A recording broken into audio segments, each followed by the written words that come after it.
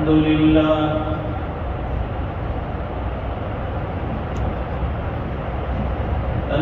لله وكفى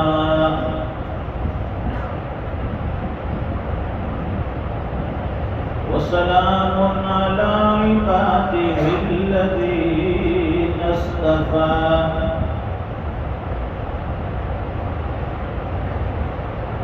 خصوصا على أفضلهم وخاتم النبيين محمد الأمين وعلى آله وصحبه أجمعين.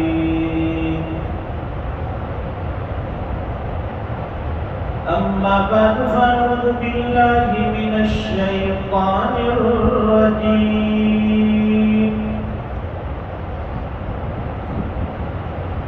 بسم الله الرحمن الرحيم.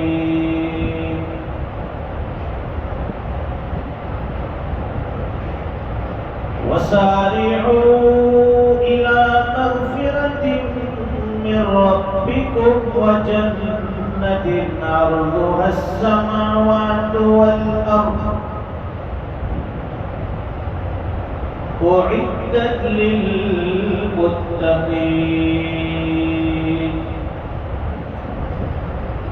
صدق الله العظيم.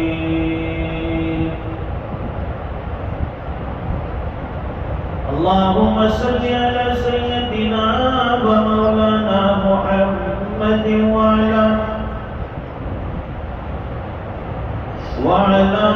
آل سيدنا محمد وبارك وسلم. بزرگ اور دینی بھائیوں،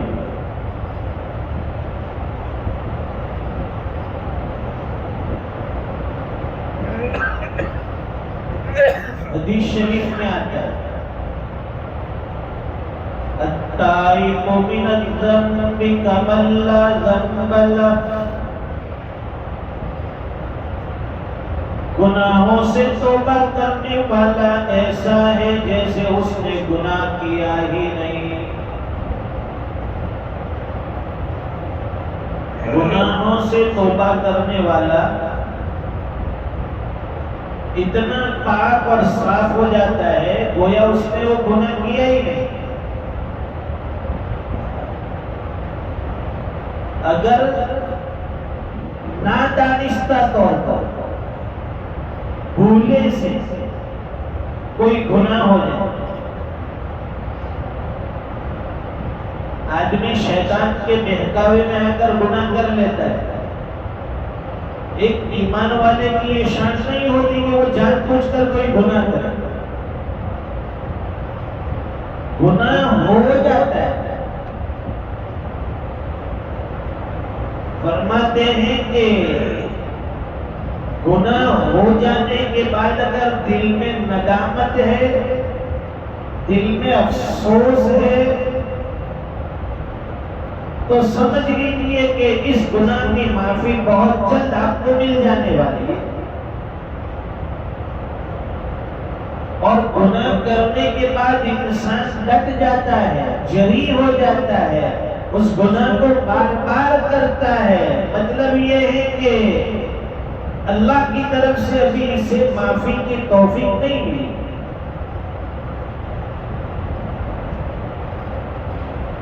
معافی مانگ لینا، توبہ کر لینا اس بات کی علامت ہے کہ اللہ نے اس کے گناہ کو معاف کر دیا. دنیا میں کوئی گناہ اتنا بڑا نہیں ہے جو معاف نہیں ہو سکتا ہے سوائے شرک کے. قرآن کریم میں اللہ فرماتے ان اللہ لا یغفر ان یشرک بہ وَيَغْفِرُ مَا دُونَ ذَلِكَ لِمَن يَشَاءُ. فرماتے فرماتے ہیں کہ ہم تعالیٰ شان و شرک کے علاوہ ہر گناہ کو معاف فرماتے ہیں. شرک معاف نہیں ہوتا ہے. تو گناہ کتنا بھی بڑا ہو معافی کا دروازہ اس سے بھی زیادہ بڑا ہے. اس لیے فرمائے گناہ ہونے کے بعد تائب ہو جانا، معافی مانگ لینا، اس کے گناہ کو مٹا دیتا ہے، ختم کر دیتا ہے. جیسے بچہ ماں کے پیٹ سے پیدا ہوا بے گناہ ہوتا ہے، جب اللہ کے دربار میں گناہوں کی معافی ہو جاتی ہے تو بندہ بھی ویسے ہی بے گناہ پاکیزہ صاف ستھرا بن جاتا ہے. یہ رمضان اللہ نے اسی لیے عطا فرمایا تھا کہ میرے بندے سال بھر گناہ کر کر کے تھک چکے ہیں، عاجز آ گئے ہیں، نادم ہیں، افسوس کرتے ہیں کہ اللہ 11 مہینے تک گناہ سرزد ہوئے، 11 مہینے تک منمانی کرتے رہے، اپنی مرضی کی زندگی گزارتے رہے، آپ کو ناراض کرتے رہے. تو پھر اللہ تعالیٰ نے یہ رمضان جیسا مقدس بابرکت عزیز مہینہ عطا فرمایا. وہ کتنا نورانی ماحول تھا، وہ کتنا پاکیزہ مہینہ تھا. دن میں بھی اللہ کی رحمتوں کی برکھا برس رہی تھی، رات میں بھی انوارات کی تجلیاں تھی. دن میں روزے کی رونق، رات میں تراویح کی زینت. اس لیے فرماتے ہیں کہ رمضان میں اللہ تعالیٰ ہر روزے دار کی 2 دعائیں قبول فرماتے تھے، ایک دن میں ایک رات میں. اب گویا کہ رمضان کے مہینے میں 7 دعا تو ویسے ہی ہماری قبول ہوگی، لیکن اللہ سے مانگنا ہے، پھر معافی مانگنا ہے، گناہوں کی ضرورتوں کو مانگنا ہے. کوئی مانگنے والا ہو تو ہم شان کہیں دیتے ہیں، اور چاہنے والوں کو دنیا میں نہیں دیتے ہیں. اللہ مانگنے والوں سے بڑا راضی ہوتا ہے، بڑا خوش ہوتا ہے. دنیا والے مانگنے والوں سے ناراض ہو کر دروازے بند کر دیتے ہیں، اور روزے کی حالت میں اگر کوئی مانگنے والے دروازے پر دستک دے، دروازہ کھول کر اتنی موٹی موٹی لال لال آنکھیں دکھائے گا. پتہ نہیں ہے کہ رمضان ہے، پتہ نہیں ہے میرا اجاگرا ہے، رات کی بیداری ہے، اب رات بھر گھوما ہے، کیا کچھ نہیں ہے، راتیں کی سورج کی ادھر ادھر گھومنے چکر لگا کے رات گزاری ہے اس نے. اب کوئی احساس تو کیا نہیں ہے اس نے، اتنی موٹی موٹی لال میڈم جیسی آنکھ نکالے گا، جیسے روزہ رکھ کر کسی نے پیلا پوڑا فتح کر لیا. جب کسی کو نہ دینا ہو تو فرماتے ہیں کہ میٹھے بول سے محبت بڑے انداز میں اس کو منع کر دو، معاف کر دیجیے. ابھی روزے کا وقت ہے، دوپہر بھی ہے، آرام کا تقاضا ہے. بہتر یہ ہے کہ آپ ٹھنڈے وقت میں سوال کرنے کے لیے جائے، عصر کے بعد کا وقت ہے، یا ایسے وقت میں جائے کہ گھروں میں لوگ فارغ ہو اطمینان سے بیٹھے ہو. ہاں یہ بات الگ ہے کہ جو جنہوں نے مانگنے کی عادت بنا لی ہے ایسے لوگوں کو نہ دیا جائے، ان کا تو بزنس ہو گیا ہے. ایک مانگنے والی خاتون ہمارے یہی لاجپور میں سال ہر سال سے آتی تھی رمضان میں، یہاں کے کالج کے پاس. وہ ہر مہینے رمضان میں آتی تھی اور ایک بڑی رقم لے جاتی ہے، پورا سال نظر نہیں آتی ہے. تو ایک دن بات میں اس مفتی صاحب کی اہلیہ نے سوال کر لیا کہ خالہ جان آپ تو ہر رمضان میں آتی ہو، آپ کے بچے ہوں گے، آپ کے گھر میں کوئی کمانے والے ہوں گے، آپ کے پاس کچھ نہ کچھ زیورات بھی ہوں گے۔ تو خالہ جان کہنے لگی کہ ہاں الحمدللہ میرے پاس 7.5 تولہ سونا ہے، تاکہ کمائی کے لیے کوئی ذریعہ نہیں، 3 رکشہ بھی میری کرایے پر چلتی ہے۔ تو یہ تو ہم سے زیادہ مالدار نکلی، 7.5 تولہ سونا جس پر تو خود اس پر زکوٰۃ واجب ہو جاتی ہے، اور روزانہ 150 روپے کے حساب سے 450-500 روپے اس کی بچت آتی ہے۔ اب اس کو ہم زکوٰۃ کی رقم دے رہے ہیں، زکوٰۃ ادا نہیں ہوتی ہے۔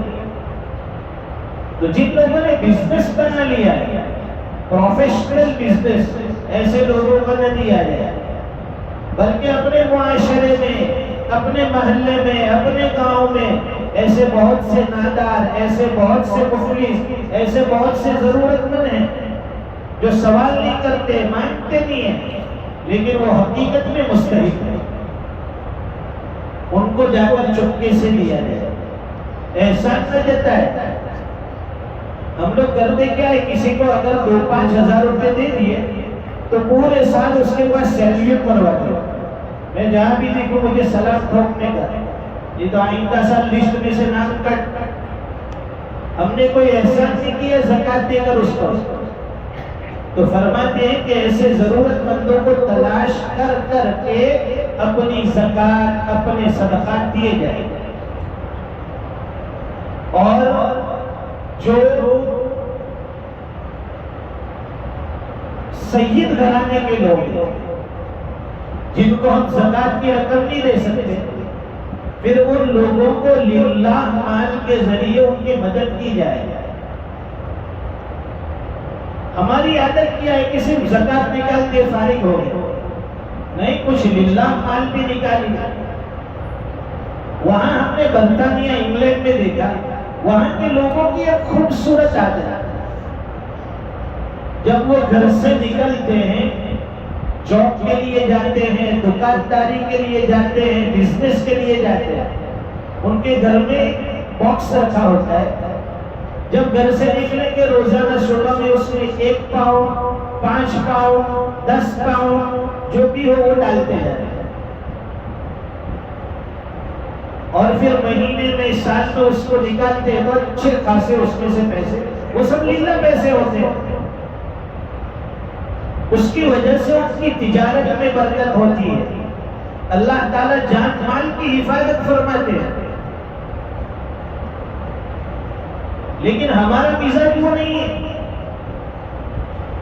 یہ مسجد کے ڈول میں ڈالیں گے ابھی نماز کے بعد 50 روپے ڈالیں گے، اس میں سے بھی 30 واپس لے لیتے ہیں، باقی سب 30 واپس کر دو، 20 ارے بھائی 50 دے دے، 100 دے دے۔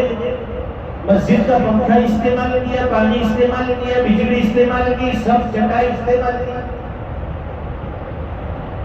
ابھی چند دن پہلے ہمارے ایک مہمان آیا تھا، وہی پاٹلی انگلینڈ میں رہنے والے حاجی صاحب، اللہ تعالیٰ ان سے بڑے کام لے رہے ہیں، انہوں نے 500-600 تو مساجد بنائی ہے، مسجدیں، اللہ تعالیٰ نیکی کرنے والوں سے پھر ویسا کام بھی لے۔ تو ابھی چند دن پہلے میرے یہاں مہمان بن کر آئے تھے ملاقات کے لیے، مغرب کی نماز کا وقت تھا، ان کو مغرب کی نماز پڑھنے کے لیے مسجد لے گیا، نماز سے فارغ ہوئے، نماز سے فارغ ہو کر جب وہ باہر نکلے، میں انتظار میں تھا کہ وہ نکلے، وہ آگے تھے، میں پیچھے تھا، تو میں نے دیکھا کہ وہ مسجد میں کچھ تلاش کر رہے۔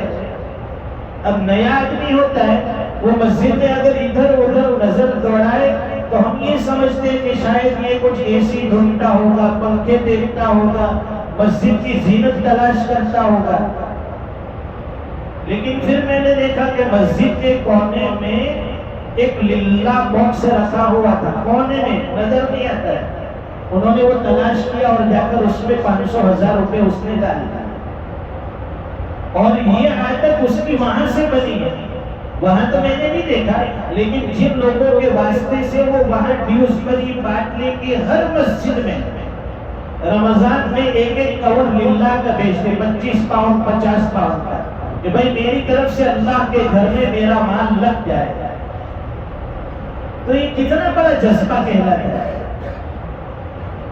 اور ہمارے پاس اگر سوال کیا جائے دین کے لیے 5-25 روپے کا چندہ مانگے، کہتے ہیں کہ چمڑی جائے دمڑی نہ جائے، وہ بدیے والی صفت ہمارے اندر آ گئی، میں سب کا کھاؤں میرا کھاوے تو مر جائے۔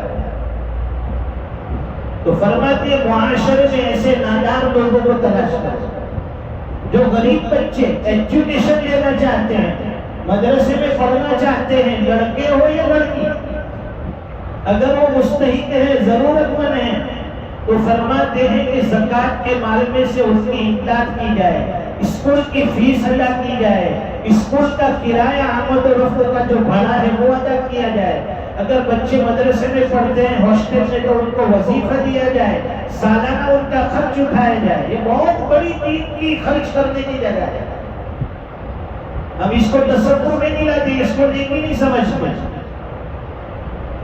نہیں، آج امت مسلمہ ایجوکیشن کے معاملے میں بہت بد پیچھے ہے، ہمیں کوئی گنتا نہیں ہے، کوئی شمار میں نہیں لاتا ہے۔ اس لیے تو کہتے ہیں نا غیروں کی زبان پر یہ جملہ کہ عبدل کیا کرتا ہے، تو عبدل کی پنچر کی دکان، عبدل کی چائے کی ٹپری، عبدل کی کیلے کا ٹھیلا، سبزیوں کا ٹھیلا۔ اصل میں ہمارے اندر وہ ایجوکیشن نہیں ہے، ہمارے پاس وہ علم نہیں ہے، ہم نے اپنے بچوں کو تعلیم نہیں دی ہے، جس کی وجہ سے آج دنیا ہمیں حقیر سمجھتی ہے۔ ایجوکیشن میں اپنی اولاد کو آگے بڑھاؤ، اپنے معاشرے کے بچے کو بچیوں کو آگے بڑھاؤ۔ ہمیں اچھے ڈاکٹروں کی ضرورت ہے، اچھے وکیلوں کی ضرورت ہے، اچھی انجینئر کی ضرورت ہے۔ ہر میدان میں ہمارا مسلمان آگے ہونا چاہیے۔ آج کا یہ زہریلا ماحول، نفرتی ماحول، کتنی نفرتیں پھیلی ہے ملک میں، مسلمان کا نام سن کر اب تک لوگ نفرت کرتے ہیں، اور لوگ ڈراتے ہیں ہمیں کہ تمہارا یہاں کچھ نہیں ہے۔ ہم بھی تو وہی کہتے ہیں جو ہمارے پی ایم پردھان منتری کہتے ہیں کہ ہم تو فقیر آدمی ہیں، جھولا لے کر چلے جائیں گے۔ ایک مسلمان کی زندگی کا مقصد یہی ہے کہ یہاں کچھ ہم لوگ ہمیشہ کے لیے تو آئے نہیں، ایک مسافر ہیں۔ قل فی الدنیا کأنک غریب او عابر سبیل، ہمارے نبی نے 1400 سال پہلے ہمیں سمجھا دیا، دنیا میں اس طرح رہو جیسے ایک غریب آدمی، ایک مسافر آدمی، ایک مجبور آدمی، بے سہارا آدمی زندگی گزارتا ہے، ایسے اجنبی کی طرح زندگی گزار کر چلے جاؤ، تھیلا اٹھا کر نکل جائیں گے، ساری چیز دھری کی دھری یہاں لے جائے گا۔ ہمیں ڈرانے کی ضرورت نہیں ہے۔ پیٹرول مہنگا ہو گیا، ڈیزل مہنگا ہو گیا، اب لائن لگی ہے، کیوں بھائی مہنگا ہو جائے گا؟ تو مہنگا ہو جائے گا اگر اس مرتبہ تم نے زیادہ قیمت میں یا کم قیمت میں ڈال دیا، وہ پوری زندگی تو چلنے والا نہیں، 10-20 دن کے بعد پھر تجھے ڈلانا ہے، اس وقت پوری مہنگائی ہوگی۔ پریشان ہونے کی ضرورت نہیں ہے۔ سلنڈر نہیں ملیں گے، انٹرنیٹ نہیں چلے گا، کیا پہلے لوگ بغیر انٹرنیٹ کے جیتے نہیں تھے؟ یہ سب ہم نے اپنی کمزوریاں بنا لی۔ پہلے لوگ چولہے پر لکڑیوں پر نہیں کھانا بناتے تھے، ہم خود اس پر کھا پی کر بڑے ہوئے۔ گھروں میں آگ جلتی تھی، لکڑیاں جلتی تھی، پانی بھی اسی پر گرم ہوتا تھا، کھانا بھی اسی پر تیار ہوتا تھا۔ ایمان والا کسی حال سے ڈرتا نہیں ہے، وہ ڈرتا ہے صرف اللہ سے ڈرتا ہے، اپنی آخرت سے ڈرتا ہے، اللہ کے سامنے جواب دہ ہونے سے ڈرتا ہے، ورنہ دنیا کی بڑی سے بڑی تکلیف مصیبت ہمیں نہیں ڈرا سکتی، ہمارے ایمان کو ڈاواڈول نہیں کر سکتی۔ اس لیے ضرورت اس بات کی ہے دوستو کہ اپنا اندر بنائیے، اپنے اندر اللہ کا ڈر پیدا کیجیے، نیک اعمال کرتے رہیے۔ دنیا ایک دن ختم ہونے والی ہے، اللہ تعالیٰ اس سے پہلے کہ ہم دنیا سے چلے جائیں ہمیں دنیا کی حقیقت سمجھا دے، اور آخرت کو مد نظر رکھتے ہوئے اللہ تعالیٰ ہمیں اپنی ایمانی اسلامی زندگی گزارنے کی توفیق عطا فرمائے۔ وآخر دعوانا الحمدللہ رب العالمین۔